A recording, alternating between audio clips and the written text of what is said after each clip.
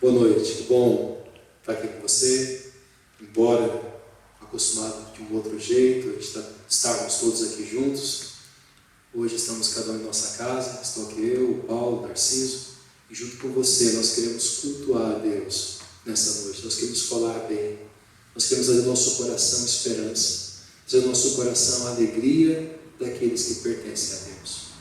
Queria convidar você então a fechar teus olhos, para que Deus, e pedir a Deus, para que juntos possamos ouvir a voz dele, para que juntos possamos ser trabalhados pela graça, pelo amor, pelo cuidado do nosso Pai. Vamos orar? Bondoso Deus, louvamos o teu nome, Senhor, porque somos o teu povo, somos daqueles, ó Pai, que foram resgatados, comprados, mediante o sacrifício daquele que não temeu a morte, mas se entregou, se deixou ser preso, morto, sepultado, ressuscitou ao terceiro dia para nunca mais morrer novamente.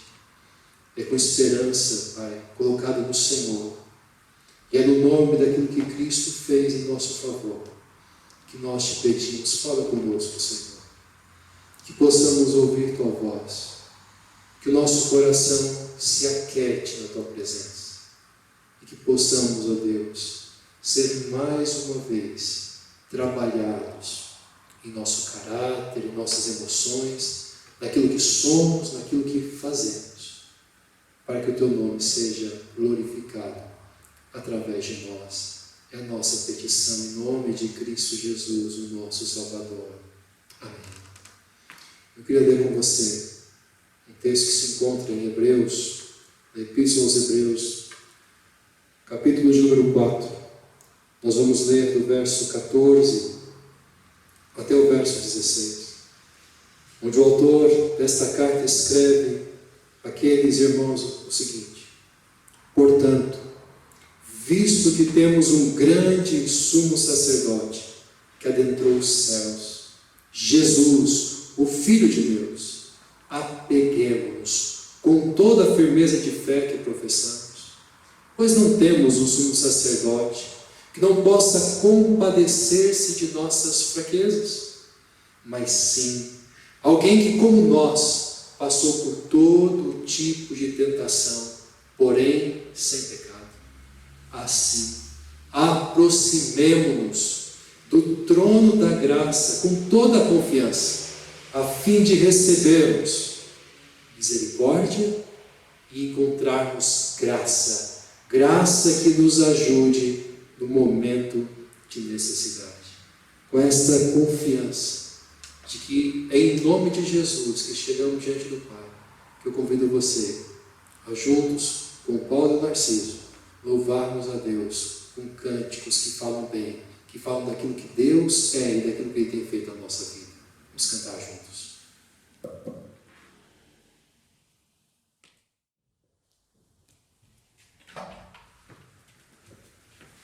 Louvar o Senhor juntos com a música Grande.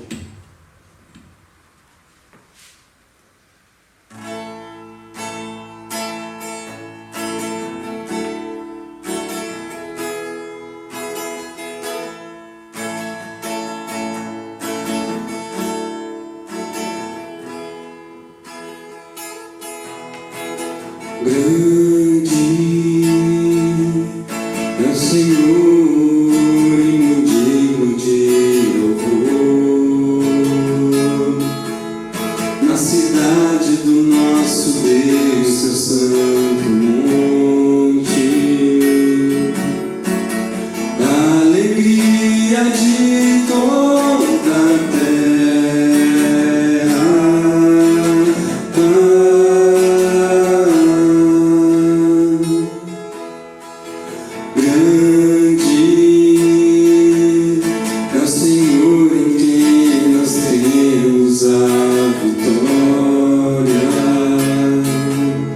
E que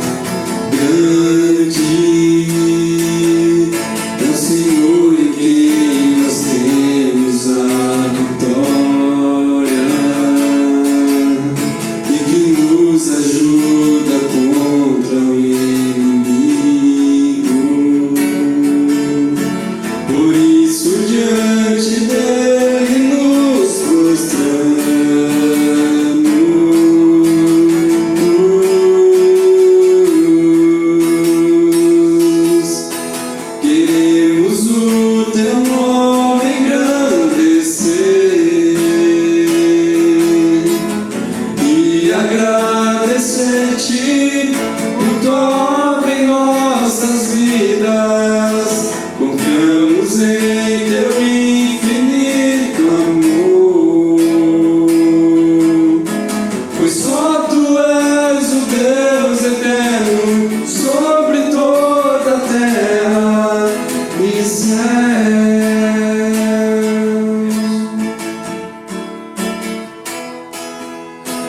Deus, o teu nome engrandecer e agradecer-te por tua obra em nossas vidas. Confiamos em teu infinito amor, pois só tu és o Deus eterno sobre toda a terra e céus.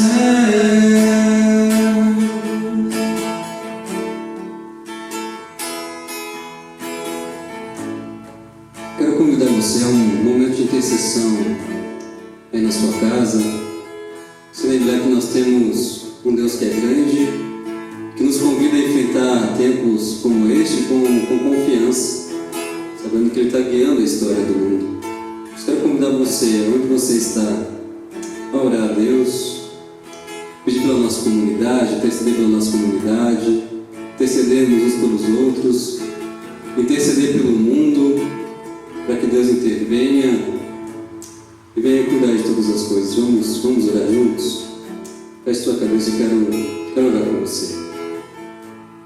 Pai, de fato nós queremos louvar ao Senhor essa noite, Deus, porque é incrível como em momentos como este o Senhor consegue tirar dos nossos lábios o louvor, o Senhor consegue tirar dos nossos lábios a gratidão, Deus, mesmo em meio a tempos, Deus, tão conturbados como este. Nós queremos te louvar, Deus, e confiar no Senhor, sabendo que todas as coisas estão, Deus, debaixo, Deus, das tuas mãos, sabendo que o Senhor está conduzindo o curso da história e que um dia há de restaurar todas as coisas. Mas, Pai, nós queremos interceder neste tempo pela nossa comunidade, Senhor. Obrigado, Deus, porque apesar da distância, o Senhor tem nos dado meios para permanecermos juntos. Nós queremos orar para que o Senhor, que o seu Santo Espírito continue nos conduzindo, Deus, neste tempo, gerando confianças nos nossos corações, Deus, fortalecendo a nossa fé. Deus, que o seu Santo Espírito venha neste tempo trazer à nossa memória aquilo que nos dá esperança, e o Senhor é a nossa esperança. Só o Senhor promete dias melhores, Deus. E diante de tudo que nós estamos enfrentando, nós reconhecemos que nossa esperança não está neste mundo. Nossa esperança está no Senhor, que fez o céu e a terra e que um dia irá restaurar todas as coisas, Senhor. Nós oramos também por aqueles que estão sofrendo, por aqueles que estão hospitalizados, Deus, por aqueles que estão tomados pelo medo, tomados pelo desespero. Senhor, que Teu Santo Espírito venha se fazer ali presente, o Teu Santo Espírito Consolador, venha trazer o consolo, venha trazer esperança neste tempo. Pai, que nós rogamos para que, de fato, achem, Deus, a cura para essa doença, Deus, que tem assolado o mundo, a fim de que as coisas venham voltar ao normal, Senhor. Mas em tudo isso fortalece a confiança da sua igreja. Nós possamos nos apegar no Senhor, olhar para os céus e ter a plena certeza de que nosso socorro vem do Senhor, que fez todas as coisas. Em nome de Jesus. Amém. Queremos cantar mais uma música com vocês, falar sobre a esperança que nós temos, que é o Senhor Jesus Cristo. A mão dele sustenta os céus e sustenta o nosso viver. É isso que nós queremos. Vamos cantar? Amor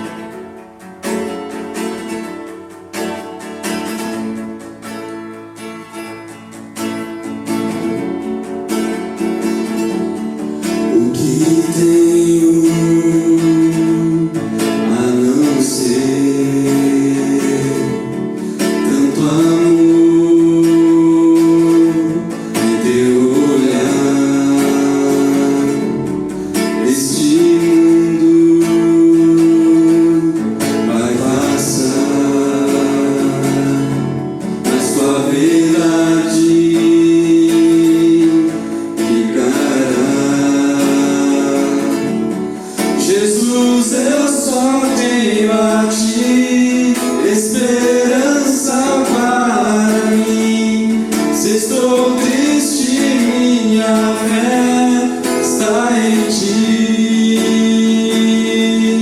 Tua mão sustenta o céu e sustenta o meu viver.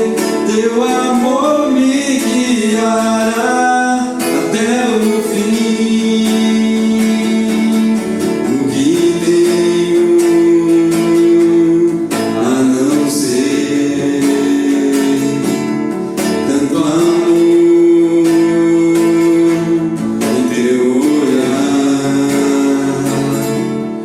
Este mundo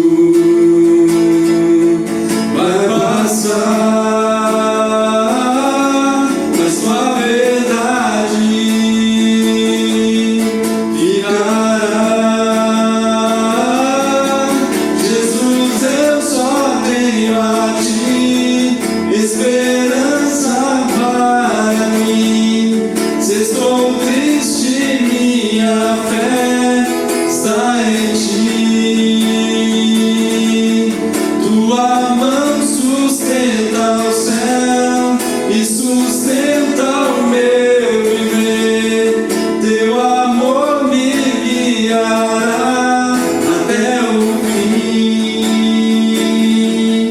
Jesus, eu só tenho a ti. Jesus, eu só tenho a ti. Jesus, eu só tenho a ti. Jesus, eu só tenho a ti. Essa é a nossa esperança em tempos como estes.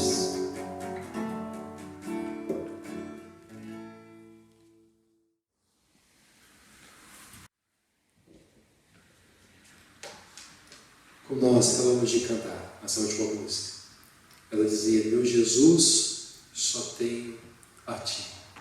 Esse Jesus que nós cantamos agora, ele disse certa vez, está registrado no Evangelho de Mateus, no capítulo 6, verso 19: não acumulem para vocês tesouros na terra, onde a traça e a ferrugem destroem, e onde os ladrões arrombam e furtam.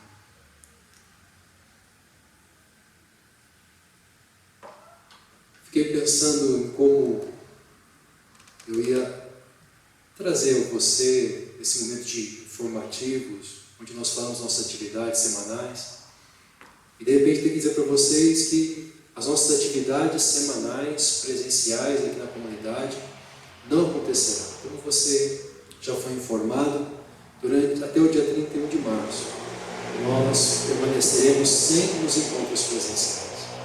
Isso de repente passa a seguinte impressão: será que a igreja fechou? A igreja está fechada? Eu fiquei pensando então sobre isso perturbou meu coração. E aí então, orando, pensando, eu cheguei à seguinte conclusão: de que uma igreja fechada não é uma igreja cujo templo, cujo esse espaço está com as portas fechadas. Mas igreja fechada é quando os seguidores de Jesus fecham o seu coração para o seu semelhante. Por isso, eu gostaria, se você me permitir, de trazer alguns conselhos. Talvez o primeiro deles seja: poupe seus recursos. Seja sábio com seus recursos. Segundo, mantenha-se fiel em seus dízimos, em suas ofertas, porque a expansão do reino de Deus continua. Há igrejas sendo plantadas. Nós divulgamos essa semana a igreja de Piraquara, a construção, e são os seus recursos, são os meus recursos, os nossos dízimos e nossas ofertas. Nós dedicamos ao Senhor, que são usadas para o sustento desses trabalhos, que são usados para o auxílio de outras pessoas. E ainda, queria dizer para você, além de poupar, além de ser fiel em seu dízimo e sua oferta, não feche o seu coração para as necessidades que há ao teu redor. Não negligencie as necessidades daqueles que estão precisando de misericórdia, de um amor estendido. Ajude outras pessoas. Nós possamos, nesta hora, mantermos a igreja de Cristo aberta, porque a igreja de Cristo somos nós. que o meu e o seu coração estejam abertos.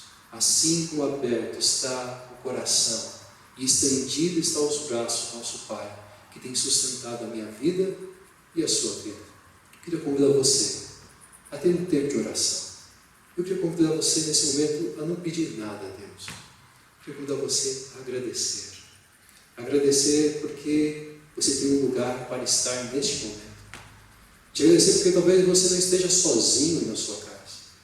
Talvez, embora você esteja só você, se você crê, você sabe que não está só. Porque Deus está perto de todos aqueles que o invocam.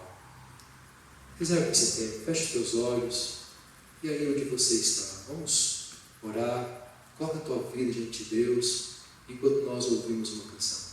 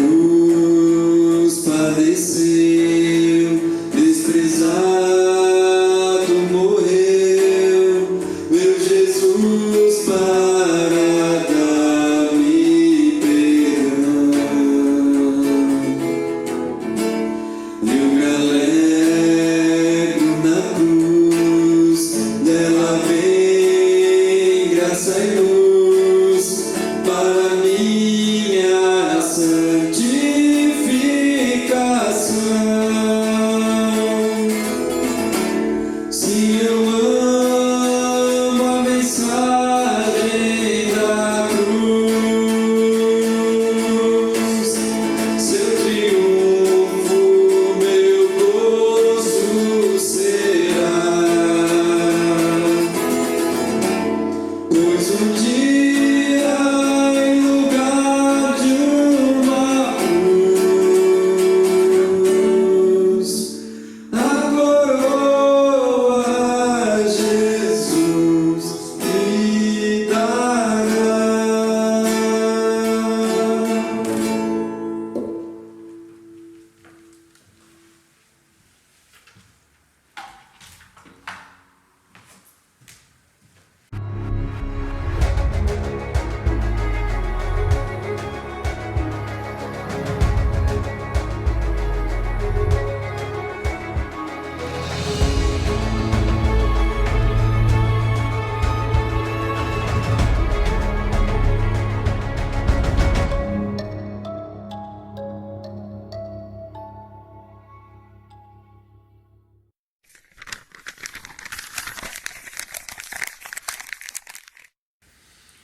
Hoje nós estamos iniciando nossa série de mensagem, Easter eggs, Easter eggs da última série.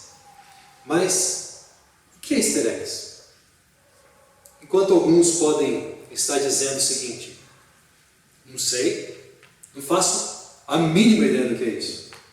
Outros talvez estejam sorrindo nesse exato momento e pensando consigo mesmo: em que mundo será que essas pessoas vivem? Que mundo que elas vivem que nunca ouviram, não sabem o que é um Easter egg? A tradução literal de Easter eggs, se você jogar no Google Tradutor, você vai descobrir que a tradução literal é ovos de Páscoa. Mas esse não é o único sentido de Easter eggs. Easter eggs são, como poderia dizer, são como pistas deixadas pelo autor, por exemplo, de um filme, que nos remete, essas pistas geralmente nos remetem ao quê? Nos remetem a algo que extrapola aquela cena, que extrapola aquele momento do filme que você está vendo. Eu acredito que seja um pouquinho mais fácil mostrar do que explicar o que é um Easter eggs. Por isso, eu separei para vocês 4 imagens de 4 filmes, 4 cenas de 4 filmes infantis. Mas entenda uma coisa antes de eu mostrar isso. Entenda que Easter eggs não é exclusividade de filmes infantis.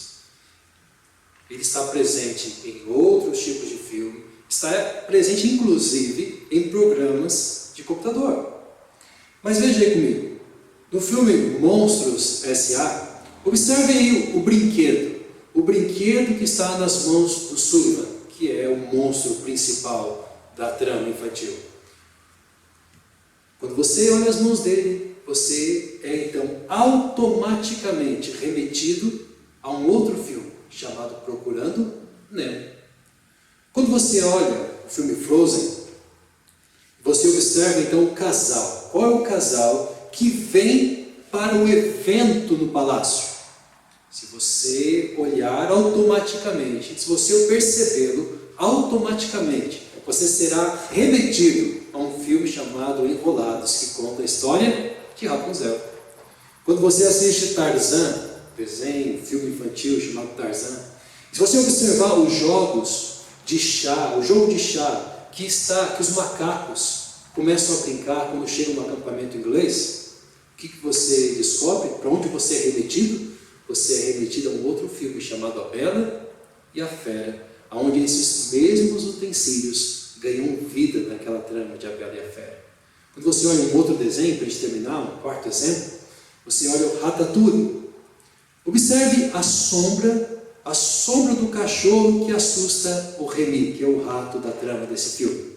E você vai ser então remetido a um outro filme infantil chamado Up, uma aventura nas alturas. Ficou mais claro? Ficou mais claro para você o que é um Easter eggs? Easter eggs são como pistas deixadas naquela manhã de Páscoa, aonde os pais deixam as pistas para que as crianças, ao acordar, possam então encontrar seus ovos de Páscoa que estão ocultos. Em nossa série, a série que nós vamos desenvolver, estamos nos apropriando dessa expressão, Easter eggs, para apresentar pistas presentes na última ceia de Jesus, as quais nos remetem, em primeiro lugar, nos remetem a verdades profundas da fé cristã. Segundo, além de nos remeter a verdades profundas da fé cristã, elas também nos desafiam a ações que devem ser vistas e apresentadas nos discípulos de Jesus. Então, para enxergarmos estas pistas, nós voltaremos os nossos olhos para o Antigo Testamento. Mais especificamente, nós vamos para o livro do Êxodo, a fim de enxergar o que talvez muitas vezes nos passam desapercebidos na última ceia, quando Jesus então se reclina à mesa para celebrar a Páscoa judaica e então, melhor dizendo, depois de celebrada, ele Ele deixa a mesa, tendo-nos legado uma nova Páscoa e com ela o sacramento da Santa Ceia. Sendo assim, conversaremos até o domingo de Páscoa sobre 4 easter eggs da última ceia. O primeiro, que nós vamos conversar hoje, será os filhos. Segundo, o pão amargo. Terceiro, as 4 taças de vinho. E por fim, fecharemos com o cordeiro. Hoje, conversaremos sobre o primeiro dos quatro easter eggs, ou seja, os filhos. Para isso, quero convidar você a abrir sua Bíblia comigo em Êxodo, capítulo 12, verso 25 a 27. Diz assim as Escrituras: quando entrarem na terra que o Senhor prometeu lhes dar, celebrem essa cerimônia. Quando seus filhos lhe perguntarem o que significa esta cerimônia, respondam-lhes: é o sacrifício da Páscoa do Senhor, que passou sobre as casas dos israelitas no Egito e poupou nossas casas quando matou os egípcios. Então o povo curvou-se em adoração. Deixe-me trazer algumas questões preliminares antes de entrar especificamente no easter egg de hoje, com as suas implicações à nossa fé e com as suas implicações à nossa ação como discípulos de Jesus.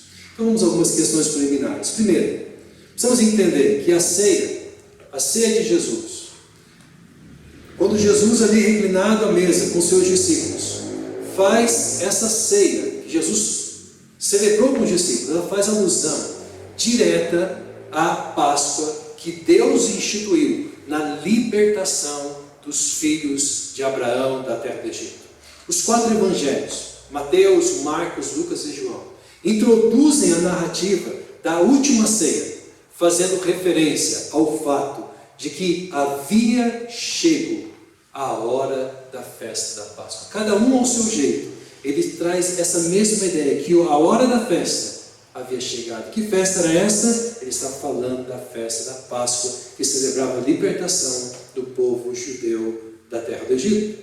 Segunda preliminar importante, tanto a última ceia de Jesus, celebrada ali na eminência da cruz, como a última ceia dos filhos de Abraão, celebrada ainda no Egito, na eminência da 10ª praga e então daquela manhã de libertação, ambas são celebrações antecipadas. Guarde isso, são celebrações antecipadas de uma libertação que, embora não pudesse ser vista naquele exato momento, pela fé, era algo certo.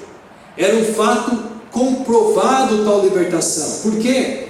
Porque tal libertação era promessa feita por Deus.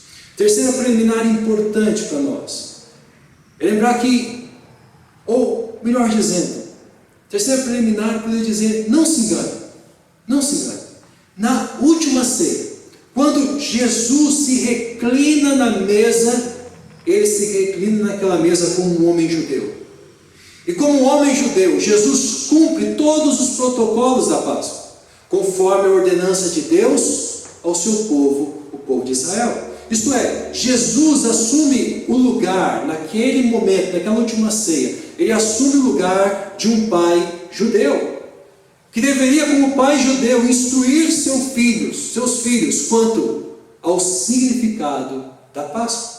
E ao fazer, Jesus também ressignifica ao mesmo tempo a Páscoa e institui o sacramento da Santa Ceia, conforme o relato bíblico.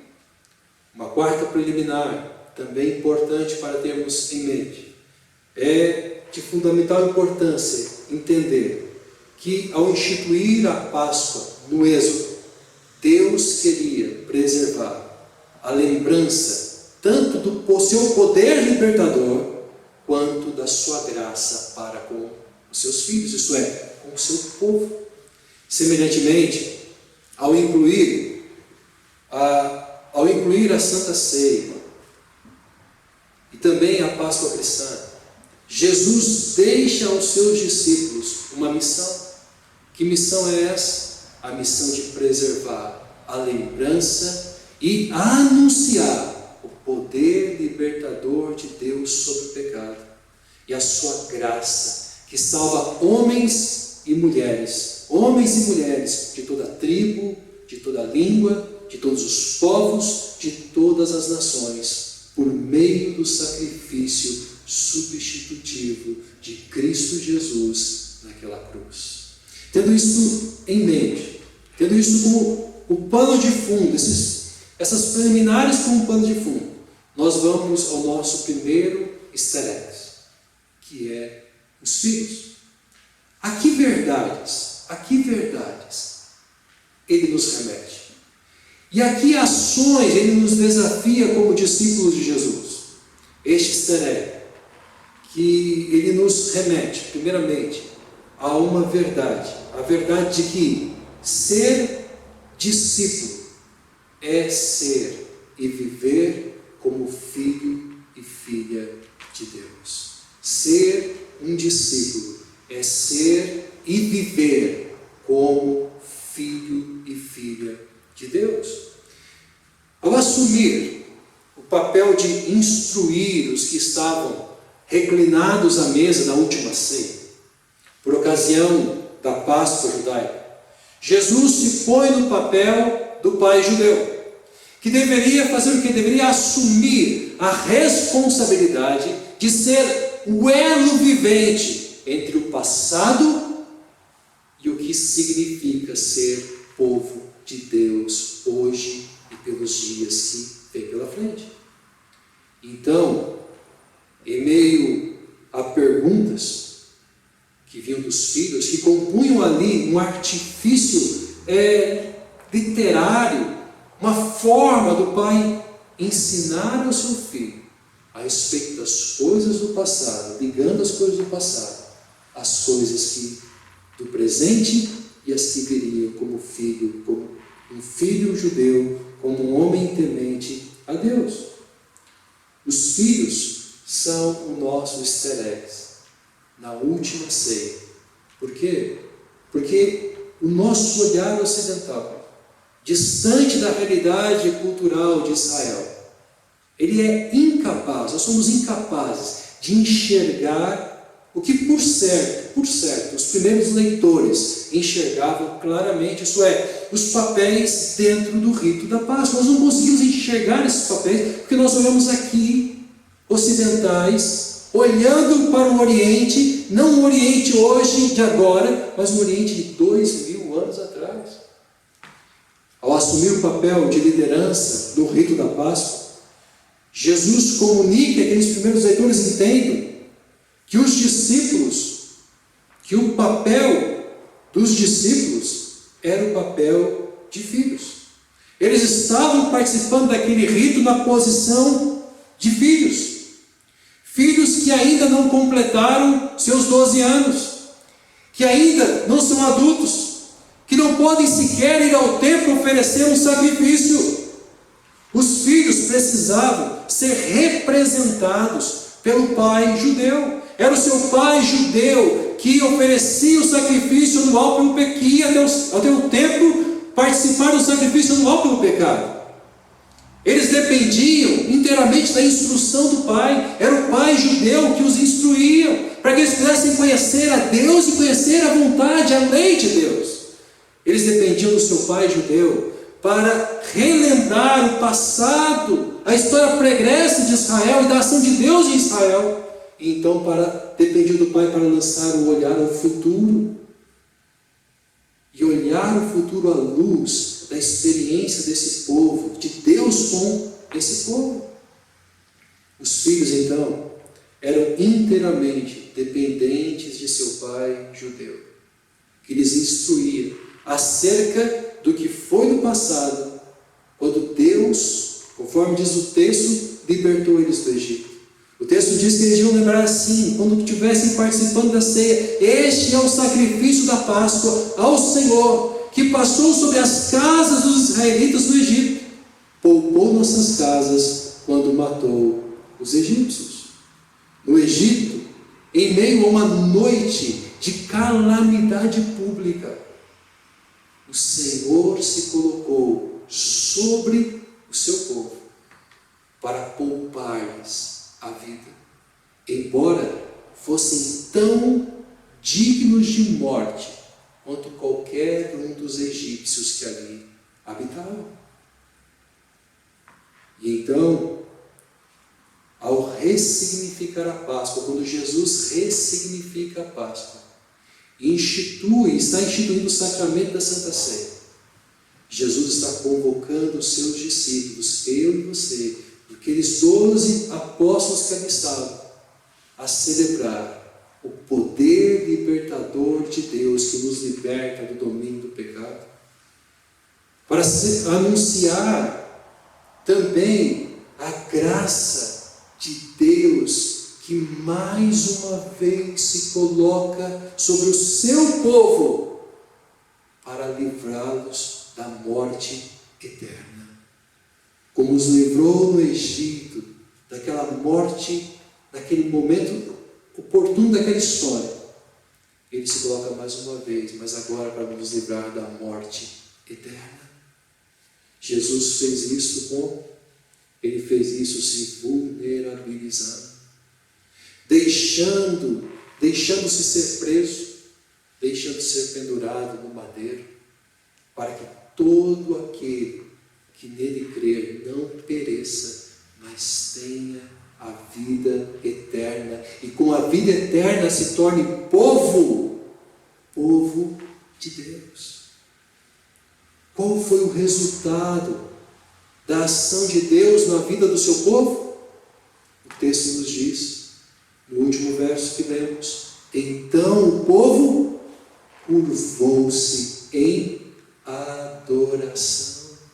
Entenda uma coisa, adorar é curvar-se, é reconhecer que Ele é Deus, Deus soberano e amoroso, e nós somos seus filhos, inteiramente dependentes, vivendo em uma relação de fé, esperança e amor. Para mim ser mais breve, eu vou terminar apresentando os desafios à nossa ação como discípulos de Jesus. Como isso se desdobra desta verdade trazida por esses hereges, de que nós somos filhos, nós discípulos somos filhos e filhas de Deus. E como filhos e filhas, nós somos desafiados a algumas ações. Eu quero terminar apresentando isso dentro de uma ideia de algo para refletir e praticar. Primeiro, para nós refletirmos e praticarmos nessa semana, lembre-se que, tal como a criança judaica, todos, indistintamente, carecemos de um representante diante de Deus. Esse representante já nos foi enviado, e esse representante é Jesus. Nele temos esperança. Nele sabemos que a nossa vida não se limita aos poucos e difíceis anos que aqui vivemos. Então lembre-se disso. Tal a criança judaica, todos nós carecemos de um representante, e esse representante é Jesus.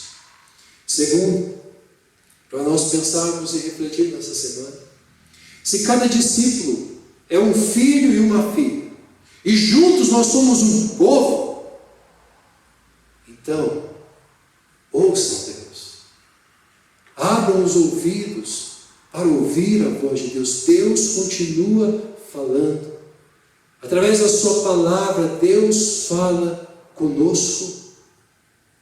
Leia a Bíblia. São dias que a maior parte de nós está em casa, são dias que convivemos muito mais em família do que em outros tempos. Traga as Escrituras para o centro do seu lar, para o centro da sua vida. Medite nas palavras, porque se nós somos discípulos, Nós então somos filhos, como filhos somos um povo que se reúne em torno da palavra, não só agora nesse momento que você está aí, mas traga repetidas vezes a palavra e ouça a voz de Deus.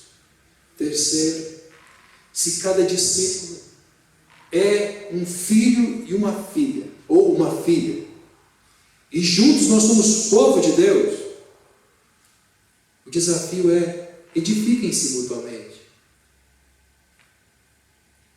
O texto que nós lemos fala da figura do pai, que na celebração judaica o pai tinha que edificar seus filhos. Mas quando nós lemos todas as Escrituras, à luz do Novo Testamento, nós descobrimos que nós devemos nos edificar mutuamente. Nós devemos lembrar a palavra de Deus uns para os outros, devemos nos confortar mutuamente, devemos trazer esperança uns para os outros, devemos caminhar juntos, embora à distância nesse momento. Talvez seja tempo não de mandar frases prontas pelo seu WhatsApp, não de mandar aquelas frases que são muito bonitas, bem elaboradas, com uma bela arte, mas talvez o seu próprio punho, não, mas os seus dedos, digitar algo do coração de Deus, do seu coração de Deus para o seu, do seu para o irmão, para o seu amigo, seja ele cristão, não seja ele cristão. Quem sabe é hora de não só ouvir Deus, mas edificar-nos mutuamente com a palavra e com aquilo que temos ouvido de Deus. Quarto, se cada discípulo é um filho e uma filha, e juntos nós somos povo de Deus, creiam no poder e na graça de Deus. A Páscoa era a celebração de uma lembrança viva do poder e da graça de Deus. Nós somos discípulos. Como discípulos somos filhos e filhas. Então, como povo, precisamos crer nestes tempos no poder e na graça de Deus. É por isso que nós oramos. É por isso que, como comunidade, todos os dias, às 6 horas da manhã, às 19 horas, estamos sendo desafiados para juntos orarmos, porque cremos no poder e cremos na graça do nosso Deus. E por fim, para você refletir, para você praticar essa semana, se cada discípulo é um filho ou uma filha, e juntos nós somos povo de Deus, adore a Deus. Adore a Deus, submetendo-se à sua vontade. Porque no verso que nós não lemos, o verso número 28, ele termina dizendo que eles então se retiraram e fizeram conforme o Senhor tinha ordenado. Adore a Deus. Adorar a Deus é curvar-se. Adorar a Deus é submeter-se à sua voz e a sua vontade. Que em obediência a Deus possamos não apenas preservar essa verdade, mas também anunciá-la, e mais, que possamos vivê-la a partir do nosso lar, para a glória daquele que nos salvou em Cristo Jesus. Vamos orar. Deus que está perto dos que te invocam, e não distante e alheio.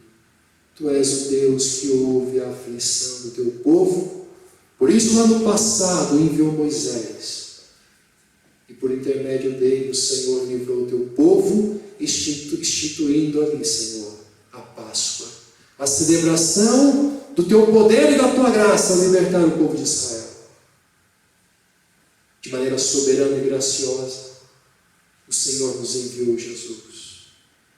Jesus entrou na história, viveu uma vida perfeita, nasceu da Virgem Maria, viveu a vida perfeita, viveu a vida que nós não conseguimos viver. E então, depois da vida perfeita, se deixou ser preso, morto, sepultado, para o terceiro dia ressurgir dos mortos, garantindo-nos também a esperança de que um dia a nossa vida será resgatada da sepultura para vivermos a eternidade com o Senhor, Pai. Mas enquanto este dia não chega, Senhor, que possamos viver como filhos e filhas do Senhor, que possamos viver como povo de Deus, povo liberto e amado, liberto de toda a escravidão do pecado, libertos para não vivermos mais para nós mesmos, mas vivermos para o Senhor, com os olhos voltados para o alto e ao mesmo tempo voltado ao nosso redor, tornando-nos próximos àqueles que o Senhor quer abençoar através de nossa vida. Abençoa-nos nesses dias de reclusão social, Pai, onde estamos com a nossa família. Bondoso Deus, abençoa nosso convívio. Trabalha nesse convívio, Senhor. Que nesse convívio familiar possamos trazer Tua palavra, possamos ouvir Tua voz, possamos, ó Deus, edificar-nos mutuamente, Senhor. Que possamos nos lembrar daqueles que estão distantes e usar a tecnologia, ó Deus, para também animá-los, para edificá-los, ó Deus, para que sejamos edificadores e edificados, ó Pai,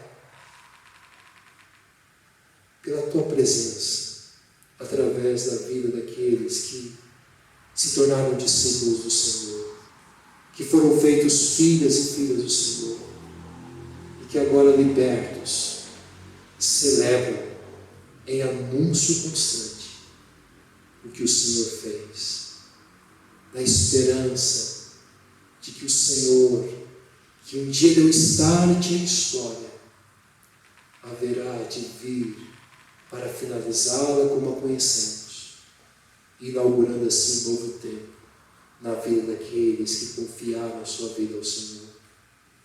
Abençoa, Senhor. Esteja conosco, não só hoje, não só agora, mas por todos os dias.